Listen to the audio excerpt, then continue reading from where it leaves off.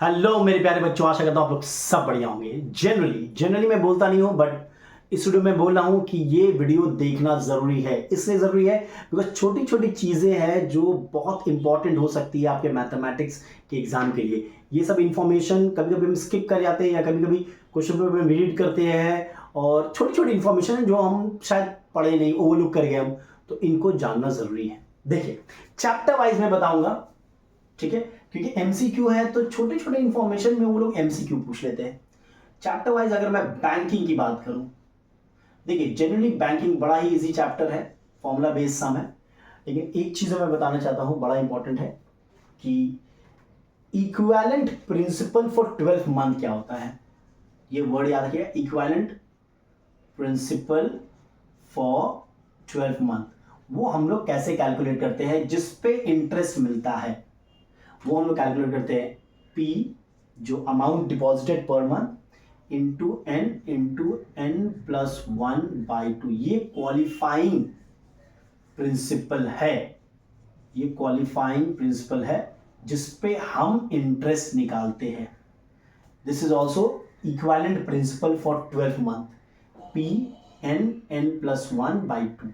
तभी तो आता है 1/12, ये टाइम है, एंड R/100 ये रेट है। अगर इंटरेस्ट का फॉर्मूला देखो तो ये जो क्लाउड वाला पार्ट है, इसे हम equivalent principal for 12th month बोलते हैं, या क्वालिफाइंग प्रिंसिपल जिसपे आपका इंटरेस्ट निकलता है।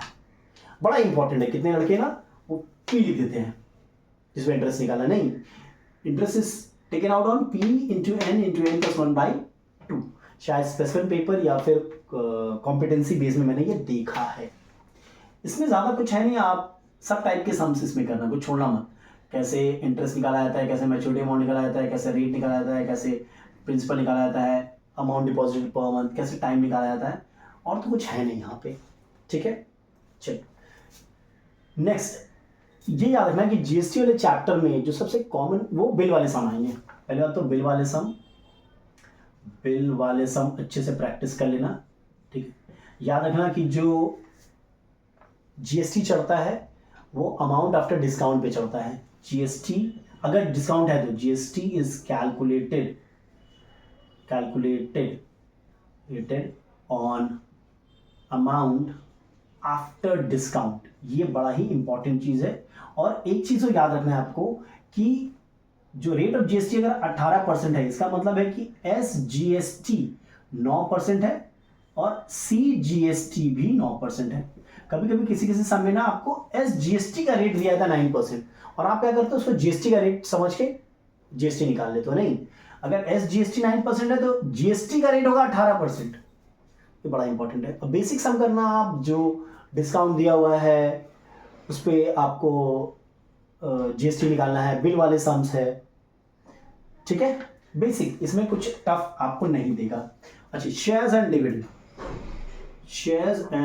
डिविडेंड, कुछ चीजों को याद रखना है कि एट पार अगर लिखा हो क्वेश्चन में, इसका मतलब होता है कि नॉमिनल वैल्यू और मार्केट वैल्यू इक्वल है। अबव पार का मतलब होता है कि मार्केट वैल्यू बड़ा है नॉमिनल वैल्यू से। मतलब मार्केट वैल्यू जो है वो नॉमिनल वैल्यू प्लस प्रीमियम होता है।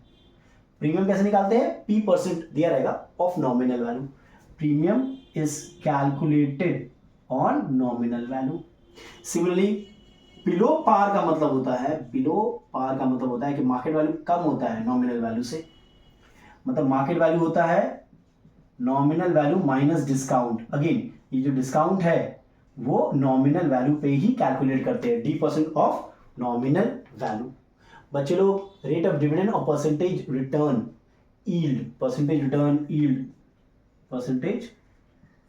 या यील्ड बोलो, इसमें कंफ्यूज हो जाते हैं। परसेंटेज रिटर्न मतलब एक्चुअली आपको कितना रेट का फायदा हुआ है, जो डिविडेंड मिला है आपको, जो इंटरेस्ट मिला है वो किस रेट पे मिला है। क्योंकि आप जो चीज है वो मार्केट वैल्यू पे खरीदते हो। जो कंपनी है वो जब आपको इंटरेस्ट दे रहा है, डिविडेंड दे रहा है, तो नॉमिनल वैल्यू पे देता है। अच्छा, nominal value, face value, principal value सब सेम होता है, ठीक है। परसेंटेज रिटर्न का फॉर्मूला आप याद रखना, डिविडेंड बाय इन्वेस्टमेंट इनटू 100, ठीक है।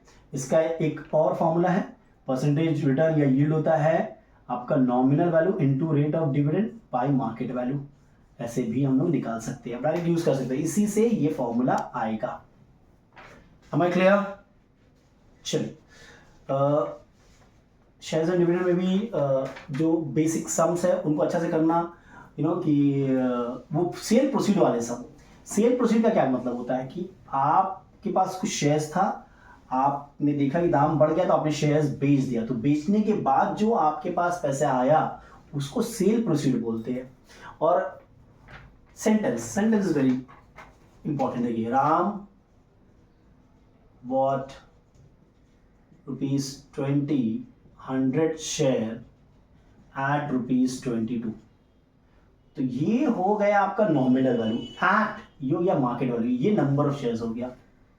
ये ऐसे भी राम बॉट 100 ₹20 शेयर एट ₹22। बात वही है, ये 100 नंबर ऑफ शेयर है, ये ₹20 क्या है, नॉमिनल वैल्यू है, face value. Nominal value market value से कम भी हो सकता है, ज्यादा भी हो सकता है, बराबर भी हो सकता है, याद रखिएगा।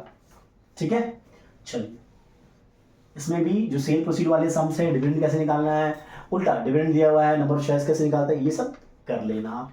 ये तीनों चैप्टर बड़ा इजी है।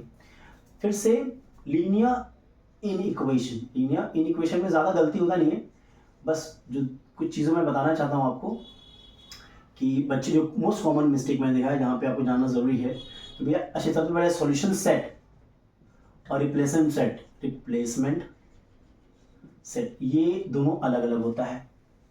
ठीक है, सॉल्यूशन सेट क्या होता है, देखो ध्यान से। सपोज आपने सॉल्व कर लिया और आपको कुछ इस प्रकार आया, -2 ≤ x <5 3 and x belongs to real number, x belongs to natural number लेते हैं, इजी होगा समझना। तो आपका आंसर क्या होगा, नेचुरल नंबर है मतलब 1 से स्टार्ट करेंगे, 1 2, क्योंकि -2 और 3 के बीच में नेचुरल नंबर यही आता है। तो ये जो है इसको सॉल्यूशन सेट बोलते हैं। और रिप्लेसमेंट सेट क्या है, नेचुरल नंबर है, जहां से आपका आंसर आ रहा है। ये जो आंसर कहां से आया है, ये नेचुरल नंबर से आया है, वो आपका रिप्लेसमेंट सेट है, ये आपका सॉल्यूशन सेट है। तो याद रखिए, कभी कभी क्वेश्चन के साथ ना रिप्लेसमेंट सेट दिया रहता है कि इसका रिप्लेसमेंट सेट है 1 5 10 12, तो ये आंसर क्या होगा, अगर रिप्लेसमेंट सेट ये है तो 1 होगा आंसर इस सिनेरियो में। तो रिप्लेसमेंट सेट और सॉल्यूशन सेट अलग अलग होता है, ये याद रखिएगा। ठीक है, सबसे कॉमन मिस्टेक जो आपको याद रखना है, याद रखिएगा कि आपका ऐसे आ गया ना -5x ग्रेटर देन -10। मैंने देखा बच्चों को माइनस माइनस कैंसिल करते हुए, नहीं ऐसा मत करिएगा। -5x ग्रेटर देन -10, -5 से डिवाइड कर दो तो क्या हो जाएगा, x, ये इनइक्वालिटी का साइन बदल जाएगा, इनइक्वालिटी का साइन बदल जाएगा, ये याद रखना है आपको।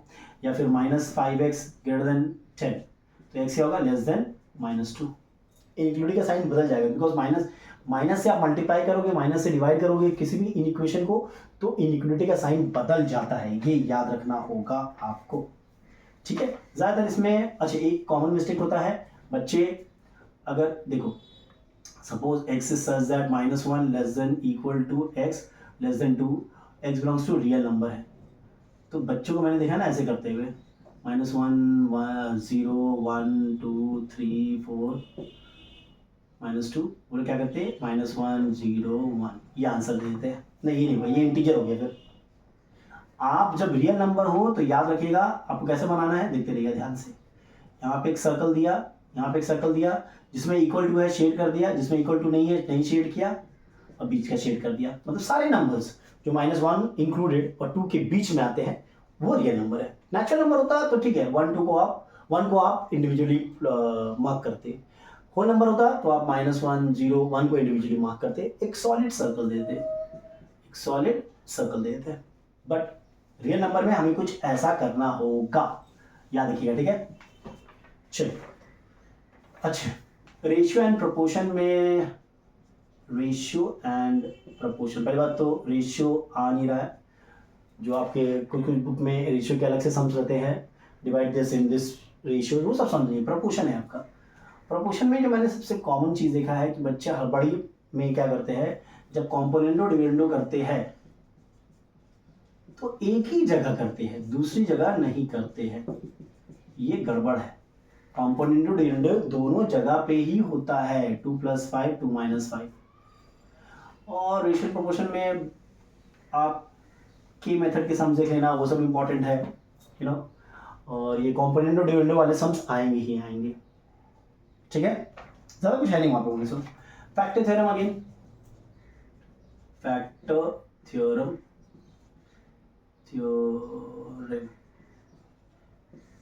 देखिए, जितना जितना चैप्टर में जो हमको इम्पोर्टेंट लग रहा है, जो सजेशन आपको बहुत छोटी छोटी बारीक चीज़ जो आप मिस कर जाते हो, वही मैं बता रहा हूँ यहाँ पे, ठीक है। फैक्टर थ्योरम में आप वहाँ पे सिंपल सम्स रहता है हमारा, फैक्टराइज करो, वो कर लोगे आप, या एक फैक्टर दिया बाकी दो फैक्टर निकालो, या चेक करना कि ये फैक्टर है कि नहीं है, रिमाइंडर से चेक करते हैं, वही सब करिएगा। या फिर what number should be added so that x+2 becomes a factor, what number should be subtracted so that x+2 can be a factor. इस टाइप के सम्स बड़े इजी होते हैं, ठीक है। मैट्रिसेस, मैट्रिसेस में मैंने सबसे पहला गलती, आइडेंटिटी मैट्रिक्स, बच्चे ऐसे लिखते हैं, नहीं भाई रॉन्ग है, 1 0 0 1 होगा। मल्टीप्लीकेशन याद रखिएगा, अगर दो मैट्रिक्स को मल्टीप्लाई कर रहे हैं, ठीक है, तो पहले वाले का कॉलम और दूसरे वाले का रो इक्वल होना चाहिए, तभी आप मल्टीप्लाई कर पाओगे। और जो प्रोडक्ट होगा वो पहले वाले का रो होगा और दूसरे वाले का कॉलम होगा।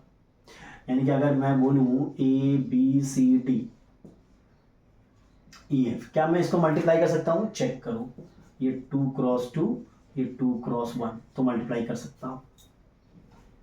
और रिजल्टेंट क्या होगा? रिजल्टेंट होगा 2 × 1। अगर मैं बोल दूँ क्या अभी ये मल्टीप्लाई हो सकता है? चेक करो, ये और ये इक्वल नहीं है, मतलब ये दोनों मल्टीप्लाई नहीं हो पाएगा। समझ लो। तो ऑर्डर ऑफ द मैट्रिक्स क्या होता है, बड़ा इंपॉर्टेंट है। आइडेंटिटी क्या होता है, बड़ा इंपॉर्टेंट है। और जो ना मल्टीप्लिकेशन के एक सम आएगा जहाँ पे आपको शायद इक्वेट करना हो, वैल्यू निकालना हो। अच्छा, A², ए आपको दिया हुआ है 1 2 3 -1, A² निकाला, आपने सीधा 1 4 9 1 कर दिया, ये रॉन्ग है। A² मतलब A × A, स्पेसिफिक वे होता है मल्टीप्लिकेशन का, वैसे करिएगा आप, ऐसे मत कर दीजिएगा। जो मल्टीप्लाई करते हैं जैसे नॉर्मली वैसे करिएगा, मैट्रिक्स मल्टीप्लिकेशन, ठीक है। देन और इसमें ज़्यादा कुछ है नहीं, इसमें आपको मार्क्स मिलेगा, ठीक है। APGP में जितने भी फॉर्मूलाज हैं, डायरेक्ट फार्मूला बेस्ड सम आएगा, फार्मूलाज वो कर लेना, ठीक है। फिर से फॉर्मूलाज पूरा करोगे, बिकॉज रिवर्स भी दे सकता है आपको। कोई टर्म दे दिया, बोला ये कौन सा नंबर ऑफ टर्म है, या दो टर्म दे दिया आपको, A और D निकालने बोला, AP हो या GP हो, जो भी। अच्छा, GP में R, देखो R क्या है? Common ratio. रेशियो कभी नेगेटिव नहीं होता, बट कॉमन रेशियो नेगेटिव हो सकता है, कॉमन रेशियो नेगेटिव हो सकता है। रेशियो इन जनरल नेगेटिव नहीं होता है। अगर मैं बोलूँ कि divide 120 rupees in the ratio -2:5, वो क्वेश्चन गलत है फिर। बट कॉमन रेशियो आपका नेगेटिव हो सकता है, ठीक है। अच्छा, यहाँ पे ना 3 term in AP, 3 term in GP, वो याद रखिए। 3 टर्म इन AP क्या होता है? A - D, A+D, और 3 टर्म इन GP क्या होता है? A/R, A/R। छोटी छोटी चीज़ें जिनको याद रखिएगा, फायदा आएगा, ठीक है। चलिए नेक्स्ट, ये जो हम ओवरलुक कर जाते हैं, रिफ्लेक्शन। रिफ्लेक्शन की अगर बात करें तो याद रखिएगा, x = 0 ये y एक्सिस का इक्वेशन होता है, y = 0 ये x एक्सिस का इक्वेशन होता है। x = समथिंग मतलब 2, a line parallel to y axis passing through 2, 0, मतलब कुछ इस प्रकार देखो, एक तो ये लाइन, इस लाइन का इक्वेशन है x = 2 -2, मतलब यहां पे आ जाएगा। सिमिलरली y = 3, ये है a line parallel to x axis, ठीक है, इस प्रकार। तो याद रखिएगा, रिफ्लेक्शन में x = 0 y एक्सिस होता है, y = 0 x एक्सिस होता है। इनवेरिएंट पॉइंट, इनवेरिएंट पॉइंट क्या होता है? ये पॉइंट ना लाइन ऑफ रिफ्लेक्शन पे लाई करता है, वहां पे अगर रिफ्लेक्ट करोगे किसी को पॉइंट को, तो आपका जो पॉइंट रहता है वही, मतलब पॉइंट में कोई चेंजेस नहीं आते। फॉर एग्जाम्पल मैं क्या करना चाह रहा हूँ, सपोज 3, 0, इसको रिफ्लेक्ट करो x एक्सिस पे, तो ये 3, 0 ही तो रहेगा, समझ रहे? ये पॉइंट इनवेरिएंट पॉइंट है for x axis. If you reflect in with respect to x axis, the answer remain same, doesn't change, the point remain same, 3,0 यहीं पर आएगा तो हिलेगा नहीं। ठीक है, ये याद रखने का आपको। अच्छा, रिफ्लेक्शन चैप्टर में जो आप ग्राफ करते हो, ग्राफ तो आएगा ही आएगा, एक 5 नंबर का ग्राफ आएगा। तो अगर उस ग्राफ जो आपको क्या बोलते हैं उसको, फिगर मिला है रिफ्लेक्शन पॉइंट प्लॉट करने के बाद, वो फिगर का अगर कोई स्पेशल नाम है तो वही लिखिएगा आप। जैसे कि आपको एक ये मिल गया, ठीक है, आपने लिख दिया क्वाड्रिलैटरल, तो नंबर नहीं देंगे, रेक्टेंगल लिखना पड़ेगा। हाँ, कुछ ऐसा हो गया, ठीक है। अब ये क्वाड्रिलैटरल हो गया, इसको आप क्वाड्रिलैटरल लिख सकते हो, या फिर पेंटागन, सीधा डायमंड मत बोल देना, पेंटागन। ठीक है, अगर 6 साइड है तो, अगर रेगुलर है तो रेगुलर हेक्सागन बोलना है, हेक्सागन चेक कर लेना रेगुलर है कि नहीं है। रेगुलर मतलब सब साइड सेम होगा, समझे। एक दिन और मैंने बताया था, ये आपका बोट नहीं है, ये आपका ट्रेपीजियम है, आइसोसेलेस ट्रेपीजियम मुझे लग रहा है ये, तो स्पेशल नाम लिखिएगा आप, ठीक है, याद रखिएगा। कम से कम 10 साइड तक क्या नाम होगा उतना याद रखिएगा। अच्छा, सेक्शन फार्मूला तो पूरा फार्मूला जितने भी हो वहाँ पे याद रखना है आपको। मिड पॉइंट फार्मूला, सेंट्रॉइड क्या होता है, जितने फार्मूला से सब याद रखना है आपको। कोई पॉइंट अगर किसी दो पॉइंट को डिवाइड कर रहा था, किस रेशियो में डिवाइड करता है वो याद रखना है। अच्छी एक चीज़, एनी पॉइंट याद रखिएगा, any point on x axis हमेशा हम लोग x,0 या a,0 लेते हैं, और any point on y axis हमेशा हम लोग 0,y या 0,b लेते हैं, इसको याद रखिएगा, ठीक है। चलिए, एक चीज़ और, इक्वेशन ऑफ स्ट्रेट लाइन में स्लोप का कॉन्सेप्ट क्लियर होना चाहिए। स्लोप क्या होता है, देखो ये आपका कोऑर्डिनेट ज्योमेट्री है, कोऑर्डिनेट प्लेन है, ये लाइन है। अब ये line with the positive direction of x axis एक एंगल बनाया है जो कि यहाँ पे एक्यूट है, तो इसी के tan थीटा को हम लोग स्लोप बोलते हैं, और स्लोप पॉजिटिव होगा जब भी ये एंगल एक्यूट होता है। जब भी एंगल एक्यूट होता है, यानी एंटी क्लॉकवाइज ले रहे हैं हम लोग, ठीक है, एंटी क्लॉकवाइज एक्स एक्सिस से, क्लॉकवाइज नहीं, ये एंगल नहीं, ये वाली एंगल, एंटी क्लॉकवाइज एंगल जो ले रहे हैं वो हम लोग को पॉजिटिव देगा। और अगर कुछ ऐसा रहा, देखो ऑप्टिक्स हो गया ना, तो tan theta equals to m, ये नेगेटिव आएगा, और ऑप्टिक्स, जब ऑप्टिक्स एंगल बनेगा with the positive side of the x axis anticlockwise देखो तो नेगेटिव मिलेगा। जीरो कब होगा, जब एक line parallel to x axis है, इसका स्लोप जीरो होगा, याद रखिएगा। अनडिफाइंड कब होगा, जब वो पैरेलल टू वाई एक्सिस है, ठीक है, parallel to y axis, undefined या नॉट डिफाइंड, ये हमेशा याद रखिएगा, क्लियर है। अगर कोई लाइन एक्स एक्सिस से पैरेलल है तो उसका स्लोप जीरो होगा, अगर कोई लाइन वाई एक्सिस के पैरेलल है तो उसका स्लोप अनडिफाइंड होगा। If it makes an acute angle with the positive side of x axis, your this angle will positive and sorry your slope will be positive, और यहाँ पे negative होगा, ठीक है। इन चीज़ों को याद रखिएगा। कंडीशन फॉर पैरेलल में क्या होता है, m1 m2 इक्वल होता है, परपेंडिकुलर में m1 इंटू m2 -1 होता है, जितने भी सारे फॉर्म्स है वो निकाल लेना। अच्छा, एक सिंपल चीज़, 3y + 2x = 5, इसका अगर मुझे सपोज स्लोप निकालना है, अब y को सब्जेक्ट बना दो, देखो 3y = 5 - 2x, y = 5/3 - 2x/3, जो भी x के साथ होता है with the sign is your slope, इसका स्लोप होगा -2/3, ठीक है। और अगर कोई लाइन आप लिख रहे हो y = 6x + 2, तो ये y इंटरसेप्ट बोलते हैं, मतलब वो लाइन y एक्सिस को कहाँ पे काटा है, x एक्सिस को कहाँ पे काटा है, ये x इंटरसेप्ट, ये y इंटरसेप्ट, ठीक है। अगर x इंटरसेप्ट दिया हुआ है सपोज 2, मतलब वो जो लाइन है वो 2,0 से पास कर रहा है, मतलब पॉइंट आपको आराम से मिल जाएगा। y इंटरसेप्ट 3 है, वो लाइन जो है वो 0,3 से पास हो रहा है, ठीक है। ये इन चीजों को याद रखिएगा। चलिए नेक्स्ट, सिमिलर ट्राइंगल में देखो, मैं इस बार बोला था कि मुझे लग रहा है ना, सर्कल और सिमिलर ट्राइंगल मिला के एक साथ आएंगे कॉन्सेप्ट, आपको सिमिलरिटी प्रूव करना पड़ेगा, फिर उसके बेसिस में कुछ क्वेश्चंस होंगे। सिमिलर ट्राइंगल्स में जो कंडीशंस है for similarity, SSS, A, SAS, ये सब याद रखना है आपको, ठीक है। और अगर हम लिख रहे हैं ना, देखिए बड़ा इंपॉर्टेंट है, अगर ये एक ट्राइंगल था सपोज ABC, ध्यान से देखना, ये था XYZ, मान लो ये वाला एंगल इक्वल है, ये और ये इक्वल है, तो हो गया नहीं है सिमिलर।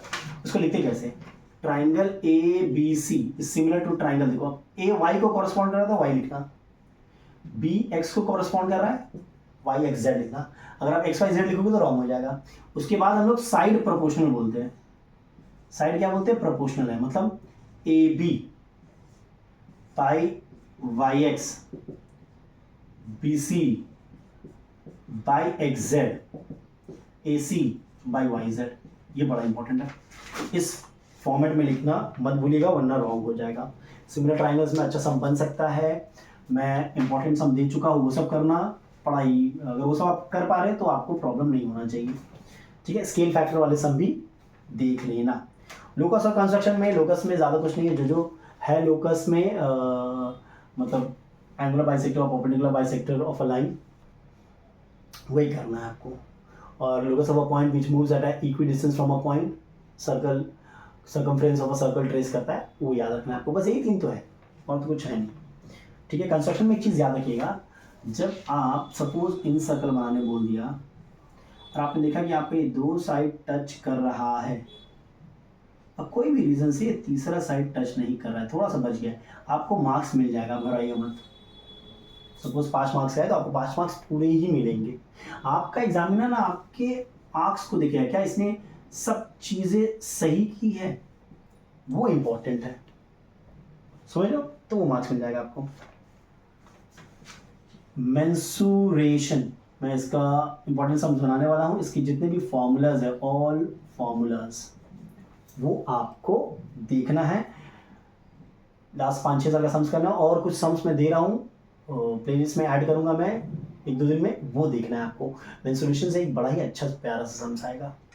जितनी फॉर्मूलाज है, पहले तो फॉर्मूलाज आपको याद रहना चाहिए, वह surface area of a sphere 4πr², curve surface area of a cone, curve surface area of a cylinder, total surface area, curve surface area अलग होता है, ये सब चीज़ों पे ध्यान रखना होगा। आइडेंटिटीज़ में एक बड़ा ही इंपॉर्टेंट चीज़ है, आइडेंटिटीज़ में ये जितना प्रैक्टिस कर लो कम है, अच्छा सवाल बन सकता है। आइडेंटिटीज़ में ना आपको लेफ्ट हैंड साइड को उठाना है, सॉल्व करना है, राइट हैंड साइड लाना है, या फिर राइट हैंड साइड लेना है, सॉल्व करना है, लेफ्ट हैंड साइड लाना है। ऐसा नहीं कि आप दोनों एक साथ सॉल्व कर रहे हो टर्म्स को इधर से उधर भेज के, जैसे कि मैंने ये बुक में देखा, प्रूव दैट, सम में लिख दे रहा हूँ, प्रूव दैट, क्या सम है, prove that 1 cosec A minus cot A minus 1 sine A is equal to 1 sine A minus 1 cosec A plus cot A. तो मैंने देखा है कि सॉल्यूशन में क्या किया उन लोगों ने, जो कुछ बच्चे करते हैं, ऐसे कर दिया 1 cos A minus cot A plus 1 cosec A plus cot A is equal to 1 sine A plus 1 sine A. भैया ये बिल्कुल गलत है, आप ऐसा नहीं कर सकते हो, आपको लेफ्ट हैंड साइड लेना है, इसको सॉल्व करना और राइट हैंड साइड लाना है। कोई सम में क्या होता है, लेफ्ट हैंड साइड सिंप्लीफाई करके एक सिंप्लीफाइड वैल्यू लाया, राइट हैंड साइड भी सॉल्व करके एक सिंप्लीफाइड वैल्यू लाया, ये कर सकते हैं, ठीक है। बट ये कतई नहीं कर सकते, ये तो कतई जहर है भाई, पूरे नंबर कट जाएंगे, ठीक है, याद रखिएगा। अच्छा, height and distance again diagram बनाना आना चाहिए, डायग्राम अगर नहीं दिया हुआ है तो डायग्राम बनाना प्लीज, और कुछ डायग्राम्स के सम जो मुझे बहुत इंपॉर्टेंट लगे, देखो इस टाइप का डायग्राम, ट्राई टू अंडरस्टैंड, ठीक है, ये हो गया। इसी का एक और डायग्राम है इस प्रकार का, ठीक है। फिर से ये सब डायग्राम वाले सम्स ना इंपॉर्टेंट होते हैं। फिर से ये तो बेसिक है, ठीक है, ये वाला भी बेसिक सम है। अच्छा, यहाँ पर मैंने देखा ये थीटा है, ये θ1 है, तो θ1 will be less than theta, हमेशा याद रखिएगा। सपोज 30 और 45 दिया हुआ है ना, बच्चा यहाँ 45 लिख दिया, यहाँ 30 लिख दिया, रॉन्ग हो जाएगा, θ1 इज लेस देन θ2। तो इन ये जो 1 2 3 4 5 6 इन टाइप के डायग्राम्स को आपको अच्छे से देखना है, हमारा क्लियर। उसके बाद आता है आपका लास्ट में क्या है,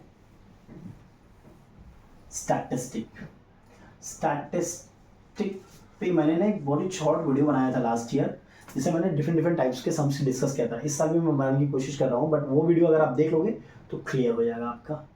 ठीक है, स्टैटिस्टिक में फॉर्मूला पूरा याद आना चाहिए। और अगर एग्जाम में आपको शॉर्टकट बोला है तो शॉर्टकट ही से करना होगा, आप स्टेप डिवीजन से नहीं कर सकते। स्टेप डिवीजन बोला तो स्टेप डिवीजन से करना पड़ेगा। अननोन फ्रीक्वेंसी वाला सम्स कर लेना, मीडियन, उजाइब, उजाइब को मैंने देखा है बहुत बार बच्चे लोग, ये रहा, सपोज ये है,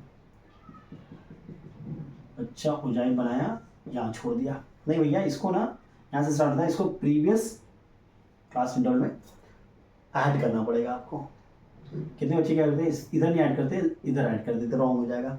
इसको यहाँ ऐड करना है, स्केल प्रॉपरली लेना, जो स्केल अगर दिया हुआ है तो उसी स्केल को लेना, स्केल नहीं दिया हुआ तो आपका स्केल चलेगा। हिस्टोग्राम, जिससे हम लोग मोड निकालते हैं, वो भी अच्छे से आपको करना है। क्रिस क्रॉस ध्यान से रखिएगा, और मैं एक वीडियो में बताया भी था क्रिस क्रॉस का तरीका क्या होता है।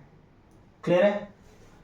और इसमें क्या, इसमें तो कुछ है नहीं। तो ये सब छोटी मोटी चीज़ें हैं जो मैं आपको बताया, जो आपकी इम्पोर्टेंट मतलब जो आ सकते हैं मतलब आपको फ़ायदा पहुंचा सकते हैं, छोटी छोटी चीज़ें जो आपको पता करनी चाहिए।